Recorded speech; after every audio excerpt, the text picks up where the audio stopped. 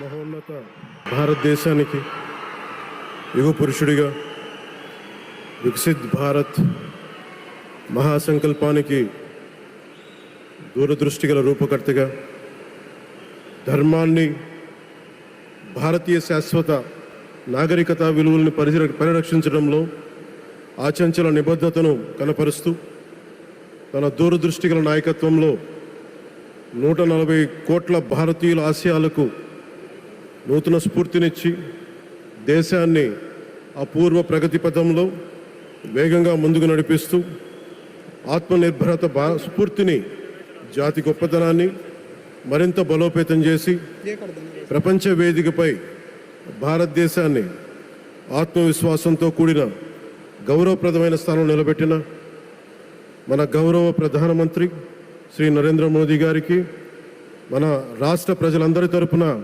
హృదయపూర్వక అభినందనలు తెలియజేస్తున్నాను. వేదిక పైన ఆసీనులైన honourable governor of Andhra Pradesh Shri Abdul Nazeer గారికి, విజనరీ లీడర్ శ్రీ గౌరవ ముఖ్యమంత్రి శ్రీ నారా చంద్రబాబు నాయుడు గారికి, honourable union minister civil aviation Kinjarapu Rammohan Naidu గారికి, honourable governor of Goa Shri Pusapati Ashok Gajapathi Raju గారికి, గౌరవ కేంద్ర మంత్రి వర్యులందరికీ, సోదర సమానులు శ్రీ నారా లోకేష్ గారికి, ఈ కార్యక్రమానికి విచ్చేసిన గౌరవ మంత్రివర్యులు, పార్లమెంట్ సభ్యులు, శాసనమండలి సభ్యులు, శాసనసభ్యులు, విశిష్ట అతిథులు, ప్రజాప్రతినిధులు, ప్రభుత్వ అధికారులు, మీడియా మిత్రులకి అందరికీ, భారీ సంఖ్యలో విచ్చేసిన ప్రజలందరికీ, అలాగే ఈ వేడుకను వివిధ మాధ్యమాల ద్వారా వీక్షిస్తున్న ఆంధ్రప్రదేశ్ ప్రజలందరికీ, దేశ విదేశాల్లో ఉన్న భారతీయులందరికీ నా హృదయపూర్వక నమస్కారాలు తెలియజేస్తున్నాను. ఈ నేల బానిసగా ఉండదు, ఈ జాతి ఎవరికి తల వంచదని సవాల్ విసిరిన అసామాన్య విప్లవ వీరుడు అల్లూరి సీతారామరాజు గారు, ఆయన పేరు మన ఎయిర్పోర్ట్కి పెట్టడం చాలా చాలా స్ఫూర్తిదాయకం. As we dedicate this airport to the people, one thought comes to my mind. Alluri స్ఫూర్తి రెక్కలపై ప్రపంచాన్ని చేరే Andhra Pradesh. Rooted in Alluri's ideals and driven by the aspirations of our people, Andhra Pradesh is ready to soar to greater heights. ఈరోజు మన గౌరవ ప్రధానమంత్రి నరేంద్ర మోదీ గారి చేతుల మీదుగా అల్లూరి సీతారామరాజు అంతర్జాతీయ విమానాశ్రయానికి, జాతికి దీనిని అంకితం చేయటం ఆంధ్రప్రదేశ్ అభివృద్ధి ప్రస్థానంలో ఒక నూతన అధ్యాయానికి నాంది పలుకుతుంది. మోదీ గారి నాయకత్వంలో ఈరోజు 17,435 కోట్ల విలువైన అభివృద్ధి కార్యక్రమాలు ప్రజలకి అంకితం కావడం, అలాగే national highway projects, energy infrastructure ప్రాజెక్టులో ప్రారంభోత్సవాలు, శంకుస్థాపనలు జరగడం మన రాష్ట్ర అభివృద్ధిలో చాలా కీలకమైన ఘట్టం. ఈ ప్రాజెక్ట్స్ కనెక్టివిటీని బలోపేతం చేయడం కాదు, ఎనర్జీ సెక్యూరిటీని పెంచి ఇండస్ట్రియల్ గ్రోత్స్కి మరింత వేగాన్ని అందించి, యువతకి ఉపాధి అవకాశాలు మెరుగుపరిచి ఆంధ్రప్రదేశ్ని మరింత వేగంగా అభివృద్ధి పదంలో ముందుకు నడిపిస్తాయి. ఒక దేశం కేవలం ప్రకటనలతో అభివృద్ధి చెందదు, ప్రజల కళల సాకారం అయ్యే మౌలిక సదుపాయాలతో అభివృద్ధి చెందుతుంది. So honourable Modiji, your vision of Viksit Bharat and Atmanirbhar Bharat is transforming the nation across every sector, from highways to railways, from ports to airports, from digital infrastructure to defense, manufacturing and renewable energy. చరిత్ర కేవలం మన నిర్మించిన కట్టడాలను మాత్రమే గుర్తుంచుకోదు, వాటి ద్వారా నిర్మితమైన భవిష్యత్తుని గుర్తుంచుకుంటుంది. ఈ విషయం మీ నాయకత్వంలో ఆంధ్రప్రదేశ్కి లభిస్తున్న అభివృద్ధిలో చాలా చాలా స్పష్టంగా కనిపిస్తాం. ఇదివరకే విశాఖపట్నంలో 2 లక్షల కోట్ల పైగా పెట్టుబడులు, అందులో ఎన్టీపీసీ గ్రీన్ హైడ్రోజన్ హబ్, జాతీయ రహదారులు, రైల్వే ప్రాజెక్టులు, అలాగే అమరావతి కోసం 50,000 కోట్ల పెట్టుబడులు, రాయలసీమ అభివృద్ధికి 13,400 కోట్ల ప్రాజెక్టులు మన రాష్ట్ర అభివృద్ధికి బలమైన పునాది వేస్తున్నాయి. South Coast railway zone at Visakhapatnam ఏర్పాటు ద్వారా ఆంధ్రప్రదేశ్ ప్రజల చిరకాల ఆకాంక్షను సాకారం చేస్తుంది. ఈ కార్యక్రమాలు మరిన్ని పెట్టుబడులు ఆకర్షించడంతో పాటు ప్రత్యక్షంగా పరోక్షంగా 20 లక్షల పైగా ఉపాధి అవకాశాలను సృష్టించి స్టేట్ ఇన్ఫ్రాస్ట్రక్చర్ని మరింత బలోపేతం చేస్తూ ఆర్థికాభివృద్ధికి మరింత బలాన్ని అందిస్తున్నారు. అలాగే గౌరవ చంద్రబాబు నాయుడు గారి నాయకత్వంలో, ఆయన మార్గదర్శకత్వంలో, వారి నాయకత్వంలో ఆంధ్రప్రదేశ్ దేశంలోని అగ్రగామి రాష్ట్రంగా అవతరిస్తూ ఉంది. ప్రత్యేకించి ఈ విమానాశ్రయానికి అల్లూరి సీతారామరాజు గారి పేరు పెట్టడం ఆ మహావీరుడికి నివాళి మాత్రమే కాదు, ఆయన ఆశయాలను, ఆయన స్ఫూర్తిని భావితరాలకు అందించే చాలా చాలా గొప్ప నిర్ణయం. జి మల్లికార్జునరావు గారు, జిఎంఆర్, అందరూ ప్రేమగా పిలుచుకున్న జిఎంఆర్ గారు, వారు దీన్ని కట్టడం, శ్రీకాకుళం జిల్లా నుంచి వచ్చి, రాజాం నుంచి వచ్చి శ్రీకాకుళం వెనుకబాటుతనానికి ఆయన కృషిని ట్రస్టుల ద్వారా అందిస్తూ ఆయన నేతృత్వంలో, ఆయన నాయకత్వంలో ఎయిర్పోర్ట్ నిర్మించడం మనందరికీ చాలా చాలా గర్వకారణం. ఈ సందర్భంగా మనందరం ఒక నిర్ణయం తీసుకోవాలి.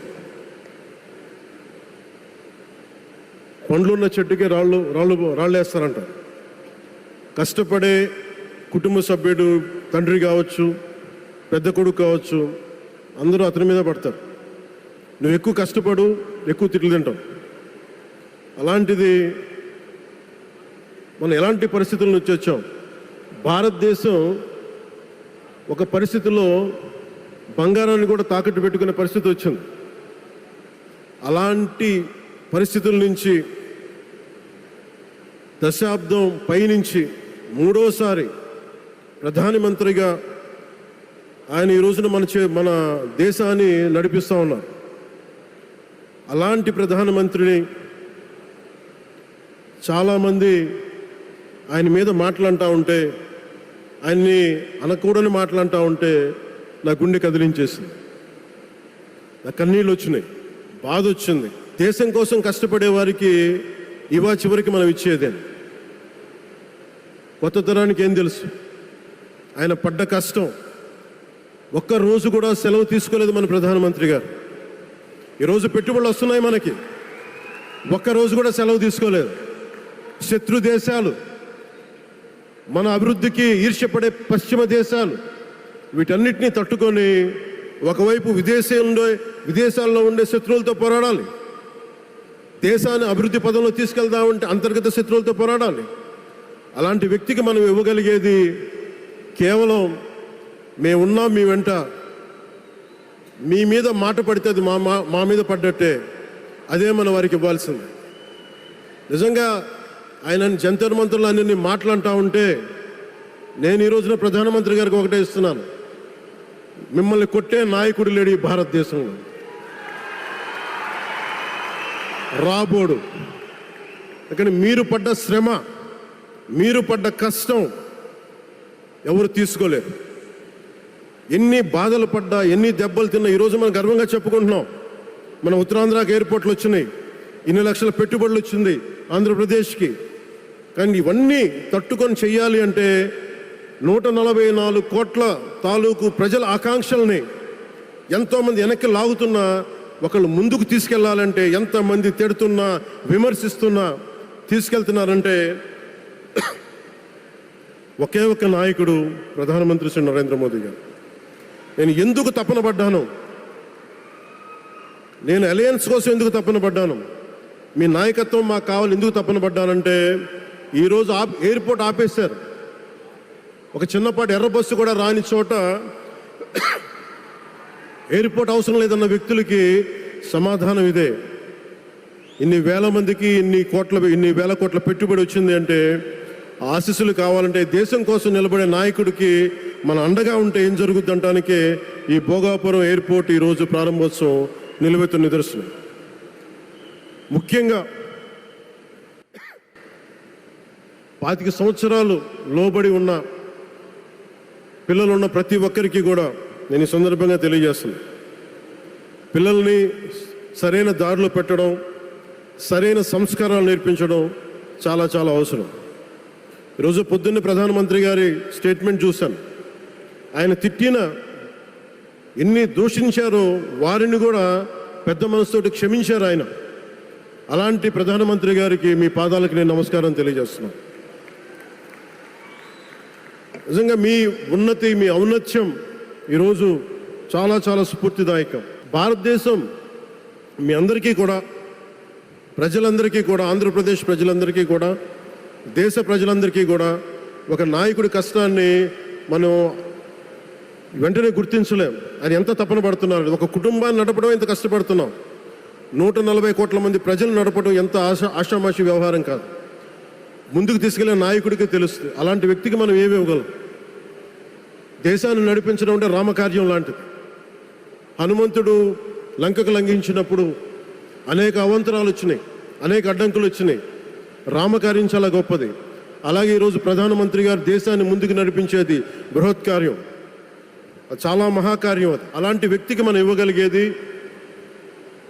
హనుమంతుడికి మనం ఏమి ఇవ్వగలం? నువ్వెంత గొప్పగా లంఘించావు, ఎంత కష్టపడ్డావు. ఏ దేవతకైనా ఇవ్వాల్సిన స్తుతే. వాళ్ళు మన నుంచి ఏమి కోరుకోరు. ఒక తల్లిదండ్రులకి మనం ఏం కోరుకోరు. అమ్మ నువ్వు మా కోసం కష్టపడ్డావు, నాన్న నువ్వు మా కోసం కష్టపడ్డావు అని. అలాగే ఈ దేశ ప్రధానికి, సెలవు తీసుకోకుండా పనిచేస్తున్న ఈ దేశ ప్రధానికి మనం ఇవ్వగలిగేది, మీరు మా కోసం ఎంత కష్టపడ్డారు, మీరు మా కోసం నిరంతరం ఎంత శ్రమ తీసుకున్నారని చెప్పడమే మనందరి కర్తవ్యం. అలాంటి గౌరవ ప్రధానమంత్రి గారికి మనస్ఫూర్తిగా